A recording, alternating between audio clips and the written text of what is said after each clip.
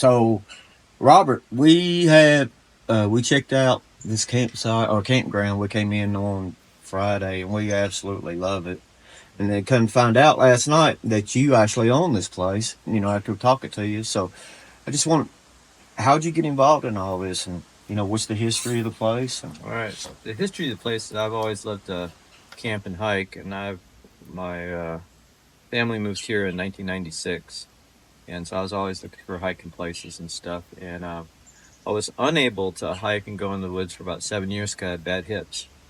But immediately after I got my hips replaced, one of the trips I did was over in Savage Gulf, which is I think like 60,000 acre, has uh, now a national park. Used to be a natural area, and it's full of waterfalls and vistas, and not very much used. It's not. It's getting more well known anyway. But after my hip surgery, I spent seven about 8 months after my last hip surgery. I spent 8 days just back in the woods there by myself, doing backcountry camping and hiking, and so I really loved it. It's always been special to me. And then a few years later, when I retired for a second time in Florida, just post COVID and stuff, I was just kind of looking, what the next step of life was, and I started just looking for land. I thought, well, stock market's kind of squirrely, all this, and I'd just like to.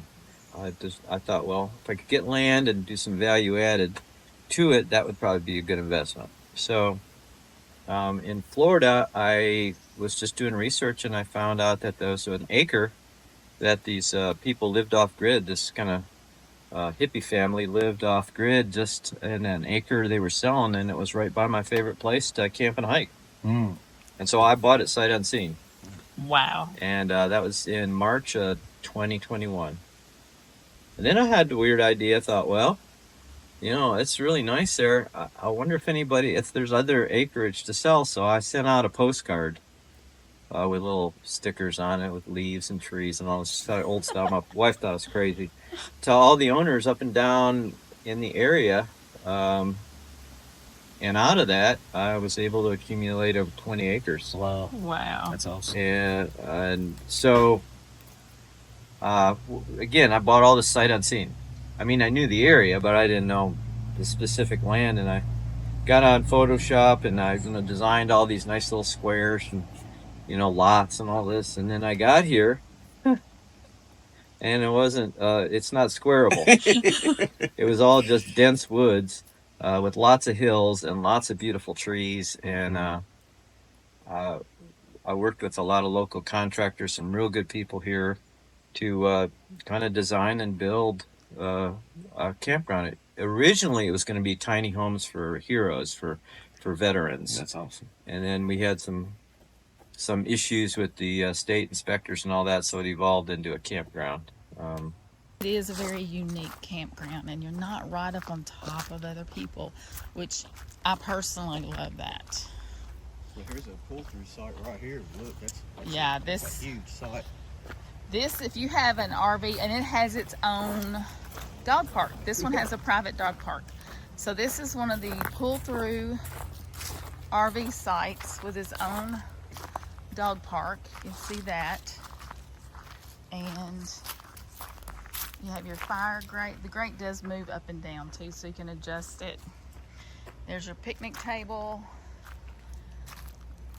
your electric, water, and this is site 61.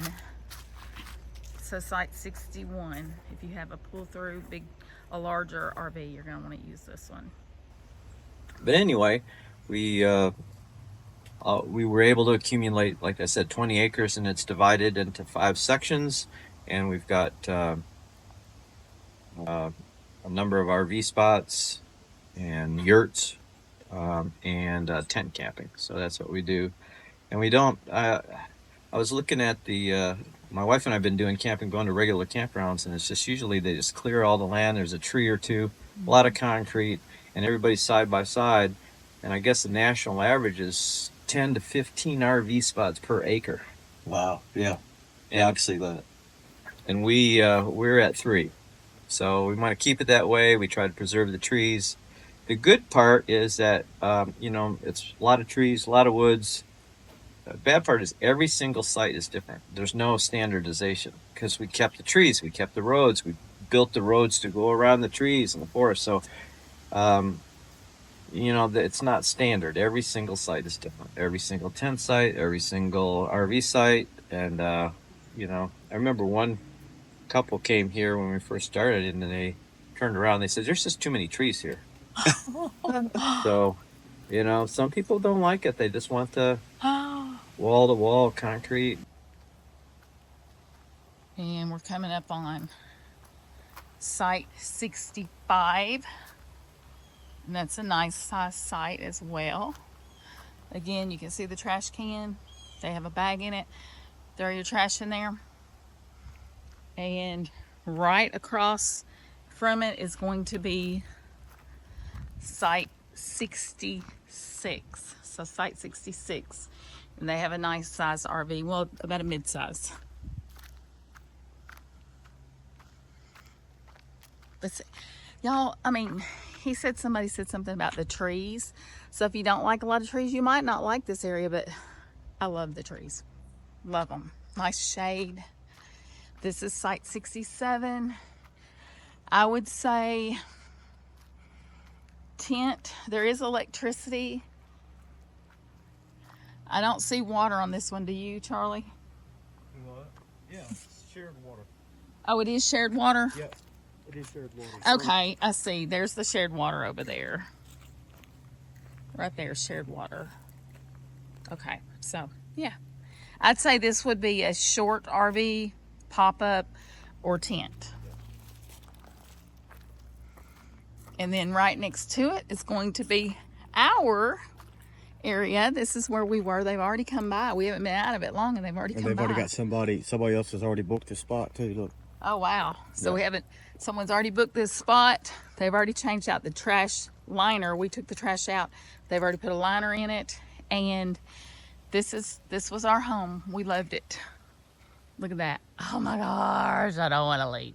But anyway. So we're not that. We're a rustic campground. The good thing about it is we're a half a mile walk to 3 waterfalls and a swimming hole.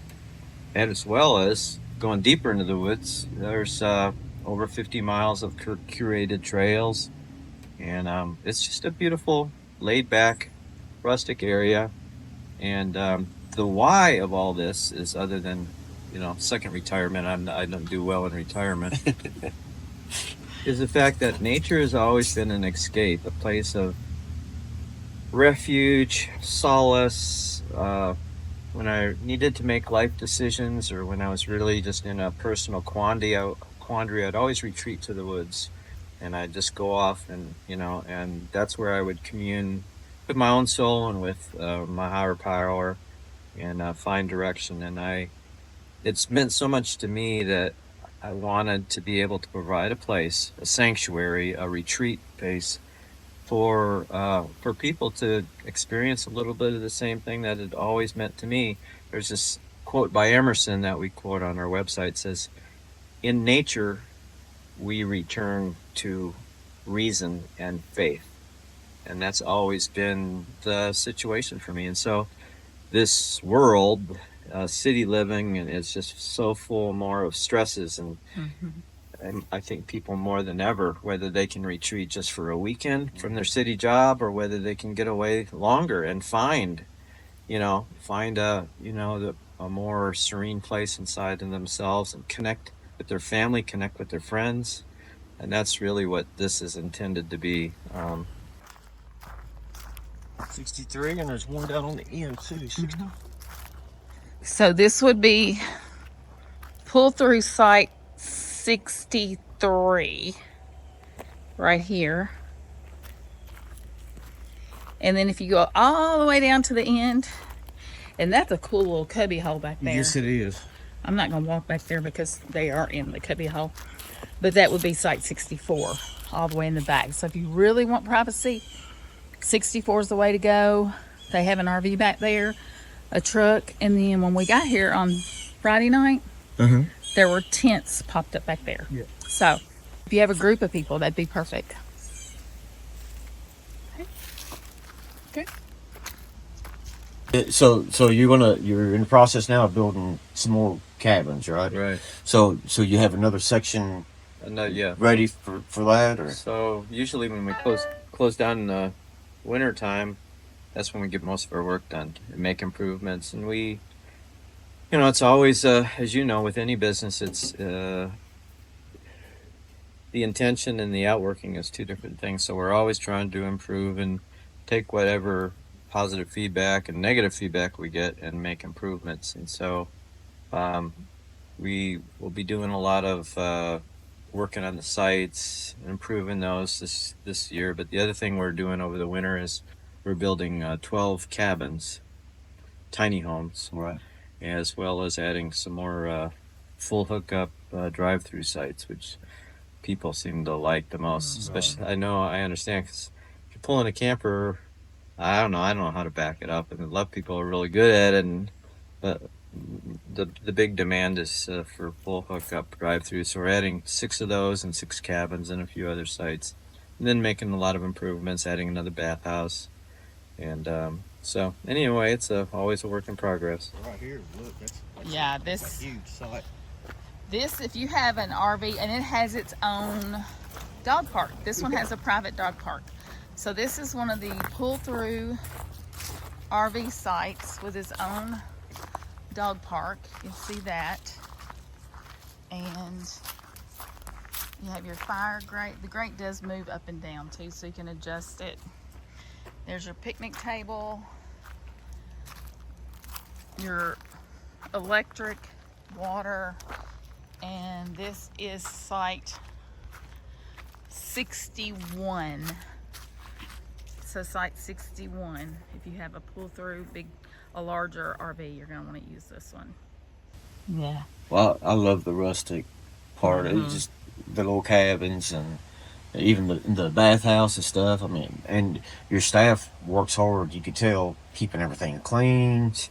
It's really nice. Yeah, the bathrooms are really nice. Yeah, it's amazing everything. How many I read that the number one complaint or issue with all campers and all campgrounds is bathrooms. So we make it a big priority. Yeah, the amount of bathroom cleaning and trash dealing and all that is, anyway.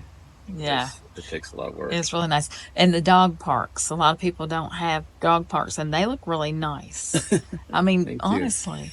Yeah, that's been real popular. We have a couple of public dog parks, and then besides that, we have some individual RV sites that have private dog parks. Oh, and that's been pretty popular too. People like to have their own little dog park on their site. Yeah, because a lot of times they bring their own little fence. Right. Yeah, So cool. we've built a few of those.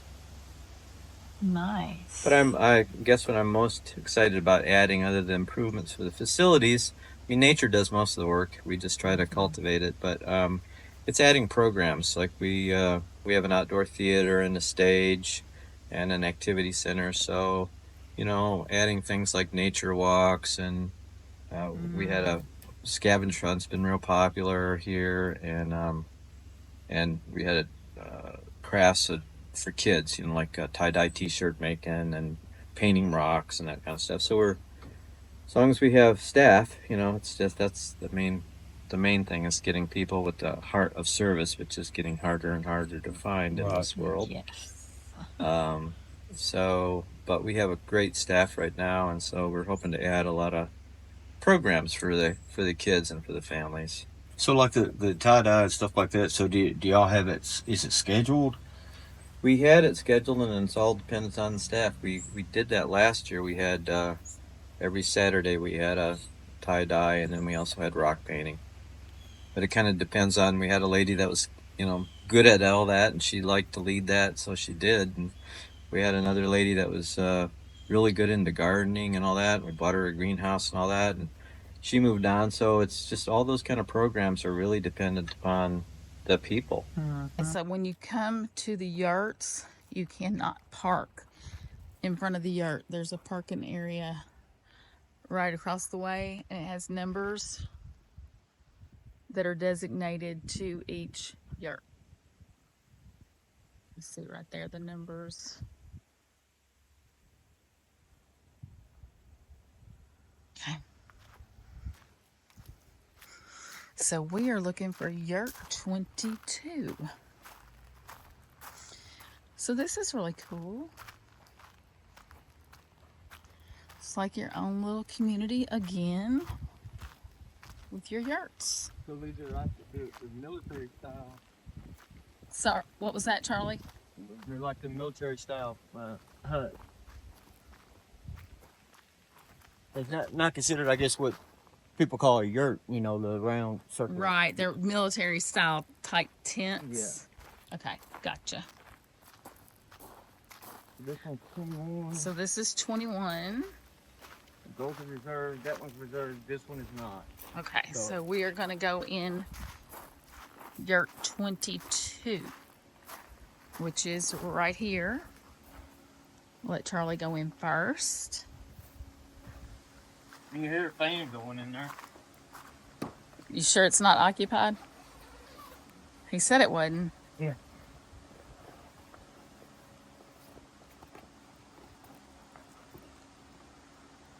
They're heavy duty. Mm-hmm. So I guess you can roll them up. Yeah, because I see the strings, the straps there to hold them up. But I had to. Oh wow. Is it nice? I think there should be. Electricity? Yep. So. Is there a switch? This maybe? Yep. Yep. Okay, so here's your yurt. It has your own fan in here, has lights, and you have bunkers. So you'll need to bring your own sleeping bags, linens, pillows, things like that. But these babies look like they'll keep you pretty warm. Like I said, they're military style tents, and there's plenty of room for multiple people. I'd say 1, 2, 3, 4, at least 4 people. And then you could even throw a blow up down here on the floor if you had 1 or 2 more people. So I'd say anywhere from 4 to 6 people. Now you would need to check the regulations on that because they may only allow so many to stay at a time. So I would definitely check on that before you booked it. But for sure it looks like 4 people, you know. But anywho, yeah, nice. And so that's kind of been that's the other thing we tried to do is, so for the campers, we provide a temporal opportunity, you know, get away for a few days, maybe a week. But our staff here, our work campers, we also try to provide a separate environment that's enhancing to them so that they are part of a community. We have a special area just for them that's 3 acres, and we have some recreation areas just for them, a bathhouse and laundry just for them, so that our workers are able to experience what I talked about short term, except on a long term basis, while they serve the campers. And my main emphasis is to serve them, and they in turn get to serve the campers. But that means serving them means to provide them an opportunity to relax in nature and pursue their own interests and you know, find a community. Right. So Now, do you have long-term campers here? we do a few. We're real selective of that because again, they become part of the community. So ironically, many of the long-term campers that have come here, they're looking for land to build and buy, so they come here maybe for 6 months, or I would say more than half of our long-term campers have become work campers because they said, oh, we can just work for 20 hours for our site and utilities and all that. I said, yeah, well, we'd like to do that. Yeah. And so they come here just to rent a place, and then they end up working here and staying here. So that's happened a lot. Oh, so right directly across the road from where we were with the yurts, there is a primitive site back here. You can see site number 6 So if you want something primitive, away from everybody, here you go.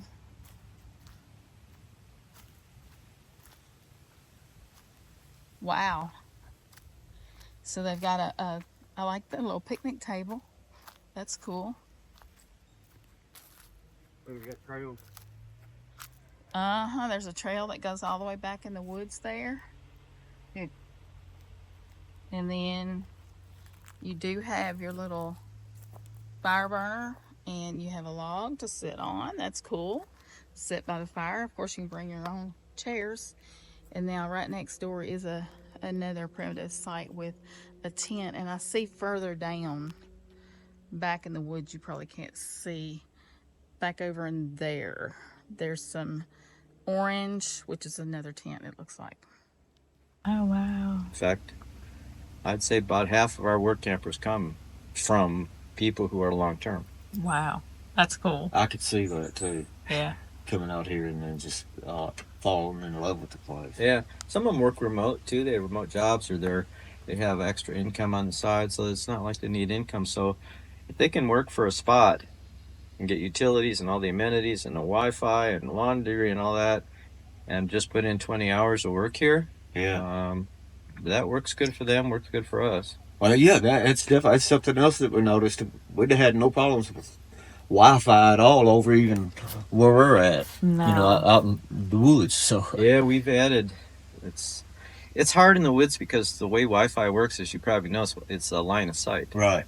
But we have 5 points we're adding of individual, and it's all a mesh unit, so it's all connected, and that took a while to establish and work with the local provider here, how you can get good Wi-Fi in the middle of the woods. It's not easy. Yeah. So we got, you know, it's funny, when I was installing this a couple of years ago, we have fiber, 1 gigabyte fiber here, which we couldn't get in Nashville. Is that right? At the time. Yeah, it's like we could get better Wi-Fi here in the middle of the woods than I can get in the city. That was kind of strange. But, that's crazy. Yeah. A lot of people, some of the long-term campers here have work remote, so they come here to work remote, and my daughter has come here sometime, work remote. So that's part of this idea of the cabins. Is some people just come away for a weekend, but others we figure might want to have this as a secondary workplace to be able to work remote for a week or two at a time. And that's why we're making these little cabins, so that wired with Wi-Fi and with high-speed internet, so that they can work here. How nice would it be? I mean, I would love it. Here. Yeah, it does. It's beautiful. Not the worst thing. No. Work in the middle of the woods. No. Okay, so these are the bathhouses. I think I showed these last night. But they're very clean. I just want to let you know. I did not go in and do a walkthrough, but the women's, they have a code on the door, so you have to know the code, and you'll get that whenever you check in. But the women's had 1 stall that has just a toilet, 1 stall that has a toilet and a shower, and 1 stall that has just a shower, and they were very clean, very clean. So Kimberly approved. So, you know, you said that a lot of people don't like the leaves. That's the one thing I told him this morning. I said I love our spot because it was shaded with the trees, and the leaves falling was just beautiful. Acorns falling on your head. this has been, every year is different. This has been our 3rd year. This little cabin, tin roof, right? Yeah, so the first year there's, an occasional thump. Hardly any last year, and then this year it's been almost like angry squirrels throwing hard little acorns on our roof. So each year is different here. So, well, I remember we had some pecan trees on the farm that I used to live on, and it would produce every other year. One year there wouldn't be anything, and the next year it would just be pecans everywhere. So, I don't know if maybe some of the oak trees aren't like that as well. But actually, my manager Matt was talking to a guy that delivers firewood for us that we wrap. He asked if he could have permission to come gather our acorns because local nurseries grow them, and so they want to gather the acorns so that they can raise the. Hmm. Oh, it's not bad. Never thought about that. That's No. cool. Well, I mean, we saw that Makes tree sense. farm as we were driving Yeah. through up here. Right. That's Yeah. why. So this is a good place for nurseries around here. Wow. Okay, so other than the restroom, the bathhouse I just showed you, there are little porta potties, and this is just right. There is the shower house, and you see some more campsites right down there, tent sites. And then you have a porta potty here, so I'm assuming that's for anybody. Anywho, I do like the fact that they have hand sanitizer here, so if you need to clean your hands. And I'm just going to take you for a brief walk down one of the dog parks. Robert, the owner, he did tell us that they have some RV sites that actually have their very own dog park. So it's a private dog park just for the RV. So if you look over here, there's a fence, and you've got things back there. Looks like there's a swimming pool back in the back there for your pups, your fur babies. But it's a nice little path. I love this place. They've fixed it up so nice. You have another little RV right across the way. But just to give you an idea, looks like there's a light. So if it's late at night, you'll have some light coming back through here with your fur babies. There's another RV site right across from there. And the dog park rules. We will post this at the end of the video. But you walk in your gate, and I might as well just go in with you. Just give you an idea. There's a trash can. Plenty of space for your puppies, your pets, fur babies to just roam, and then you have somewhere you can sit. And it's nice and shaded. Oh, y'all, look at the colors. Look, can y'all see the colors? You can't see it like I can. Oh, I wish you could, because they're beautiful. But yeah, anywho, this is one of the dog parks on the property. Well, Robert, man, I really appreciate this. Yeah, sure. I appreciate it too. Is there anything else that you wanted to get out there, or? I guess it would just be to, out of my own experience and why this place is, whether the people come here or not, I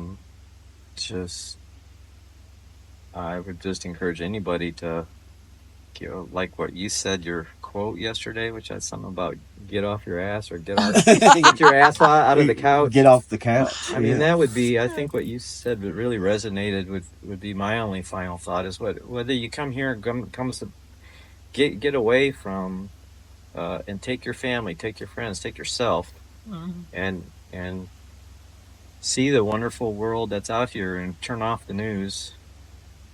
Stop looking at TikTok all the time to get your reality, and come back to creation and experiences. So I think you hit it right on what y'all are doing to try to encourage that and to raise people's kind of horizons to there's more, kind of your own experience. I guess Absolutely. I would resonate with that as far as any final thoughts. Well, that's awesome. That was our whole thing. Get our butts off the couch. That's a bumper sticker there. That's a whole line of branding material there. I know why we didn't come up with that name. I don't know. Yeah, like she said, well, we could just start all over with butts off the couch, or get your butts off the couch or something. But yeah, it's been an awful lot of work to start all over. Yeah. You don't want to do that. No. Yeah. But man, I wish we'd have thought of it. Well, Oh, well. that can still be your subline. Actually, Yeah. it's, grab that domain and then you can have. Could do that. I have thought about that. Yeah, grab the domain at least. Yep.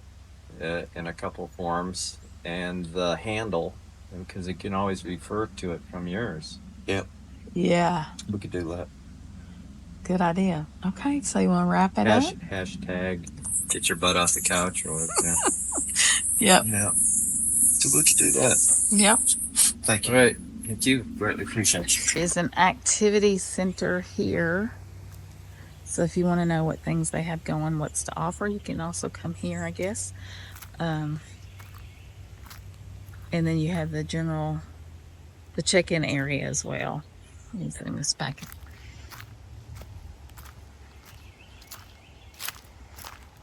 Just a beautiful place. Just a beautiful place. So we have plenty of picnic tables in this area.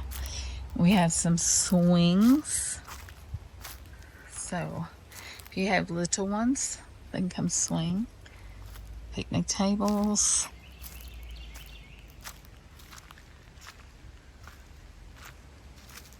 Different activities. If you want to rest, there's your hammock. Picnic tables.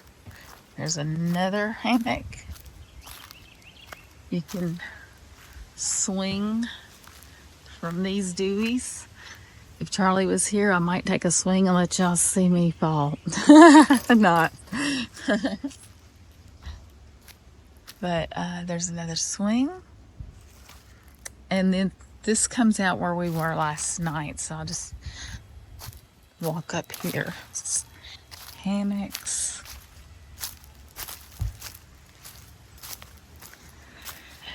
And there's the pavilion we were in last night with the football game. Here's the fire ring that we were all sitting around. Just a gorgeous, gorgeous setup, y'all. Just, it's so peaceful.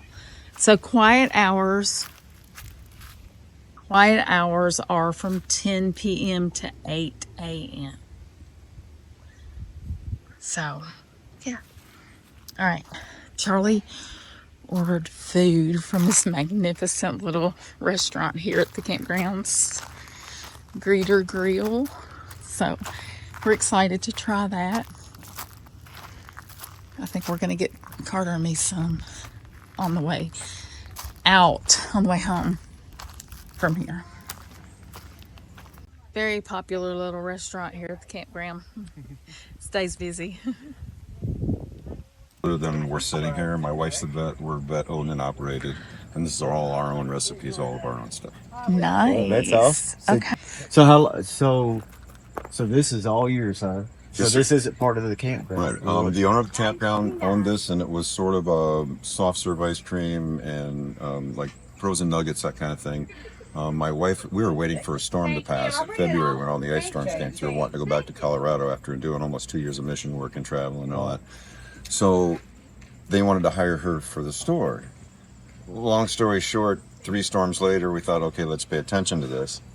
So then after that happened, right about February, Robert approached us and said, there's a joke with the mayor. If you know anybody can cook a good hamburger, you might have something. Well, I've been a cook and a cowboy cook, and we're both horse trainers and all that good stuff. So we raised our hand. He gave us a small business loan. Long story short, we're open 3 days a week. On the holidays, we'll take 4. So in 130 some odd days, we sold well over 2,000 burgers alone. Wow. Wow. We've been very blessed, and we just literally have been blessed with our 55 straight 5-star reviews. So we're hoping people are feeling what we pretend now. Like I said, our promise to everybody on that porch is we cook with love, and this is some of the freshest food in Grundy County. Right. So you Awesome. said y'all make your own sauces and all that? Oh man, we make everything was locally sourced that we can. So we go to Rock Cliff Hydroponics for most of our tomatoes and stuff that goes into our Blue Pablo. Our bread is Lewis Brothers, so that's a local Tennessee Manchester bakery. Our hot dogs are Tennessee all beef hot dogs. Like I said, our beef comes from the National Beef Association. It's guaranteed domestic. It's 8119 fine chuck. It does not come frozen. And our sauces, our marinara, our honey mustard comes from Manchester. Our honey does.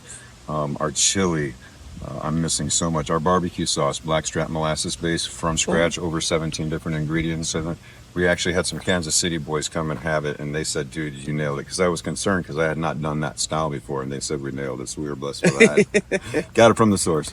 So, in a nutshell, one of the things we're about, we were here temporary. We just got our Tennessee license. We've been really blessed. It's been very clear this is where we're to be.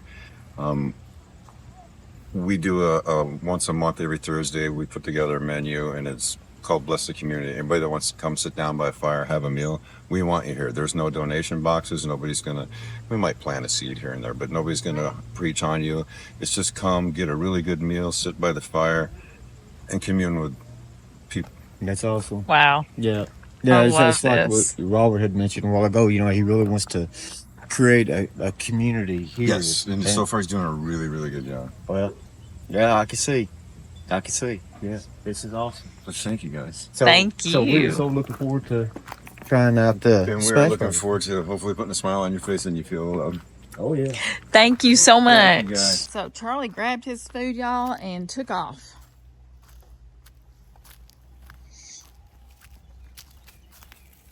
All right. So tell me what you have. So I got the mushroom Swiss smash burger, and the mushrooms are sautéed before they put on here, and I think sautéed onions as well. And he said that everything that we make here, we make it with love. So we're going to see if we can. The mushroom's good. Is it good? Can you show everybody your burger real quick? Can I not put my ketchup on my?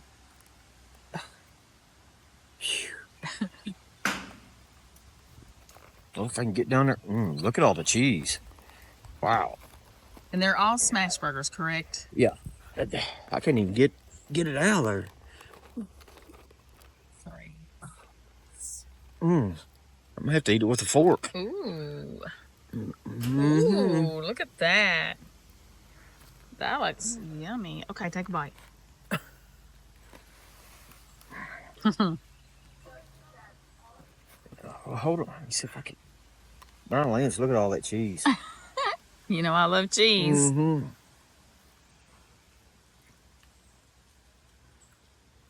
Right, now put your burger up here. Here, I'll come to you. Look at the. Cheese pull. Okay, let me see the burger. Don't move. I got you. I got you, boo. Ooh, that looks slim. Oh, amazing. Don't move. I think I got a piece. You know I'm going to have a bite of that, right? Mm-hmm. And they said their chili is made with backstrap molasses.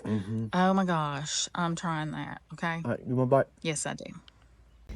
Okay, so they use all beef hot dogs, and they make their homemade chili, and it's made with molasses, black strap molasses. So I decided I wanted to try their beef hot dog and chili cheese beef hot dog. There we go. I'll get it out in a minute.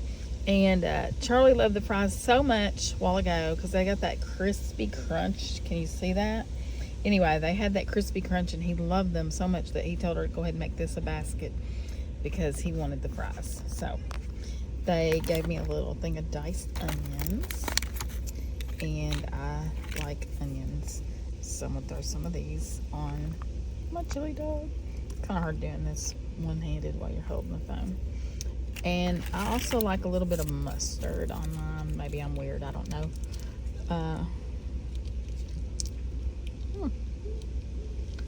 Trying to get it open, y'all.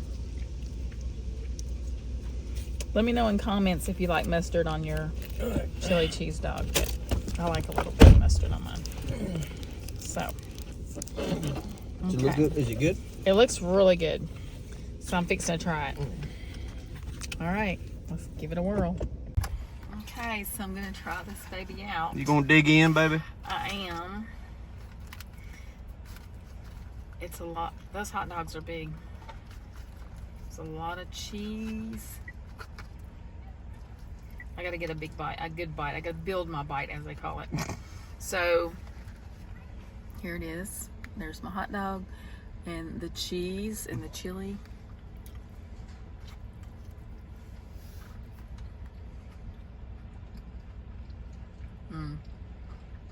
That's good.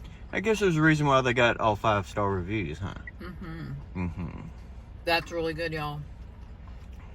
So, if you come to Greeter Falls, check out Greeter Falls Grill. It's delicious.